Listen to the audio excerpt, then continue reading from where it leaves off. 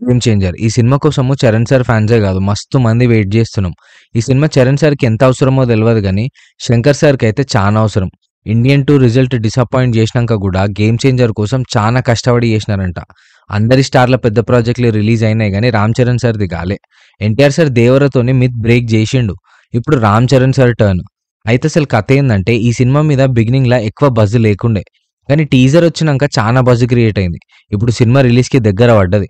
అందుకే ప్రమోషన్స్ యూఎస్‌లో పెట్టుకున్నారు. నార్త్ అమెరికా కలెక్షన్స్ ఎంత ఇంపార్టెంటో మనందరికీ తెలుసు. అందుకే ఈసారి ప్రీ రిలీజ్ ఈవెంట్ కూడా డల్లాస్‌లో చేసినారు. యూఎస్‌ల జాన్ 9 నుంచి ప్రీమియర్ చేస్తున్నారు. మన దగ్గర ప్రీమియర్స్ ఉండవు. హైక్స్ కూడా ఇయ్యమని అథారిటీస్ చెప్తున్నారు గానీ, 'దిల్ రాజు' సార్ ఏమో ప్రీమియర్స్ ఉంటాయన్నాడు. ఒక క్లారిటీ అయితే ఇంకా రాలే. అయితే మొన్న ప్రీ రిలీజ్ ఈవెంట్‌ల సుకుమార్ సార్ మాట్లాడుకుంటా నేను ఈ సినిమాని చిరంజీవి సార్‌తోని చూషినా. అందుకే ఫస్ట్ రివ్యూ నేనే చెప్తా. ఈ సినిమా ఫస్ట్ హాఫ్ ఆసమ్ ఉంటది. Interval block buster. సెకండ్ హాఫ్‌లో ఫ్లాష్ బ్యాక్ ఎపిసోడ్ చూస్తే గూస్ బంప్స్. నేను శంకర్ సార్ సినిమాలు 'జెంటిల్‌మెన్' అండ్ 'భారతీయుడు' చూసి ఎంత ఎంజాయ్ చేసినానో అంత ఎంజాయ్ చేసినా అన్నాడు.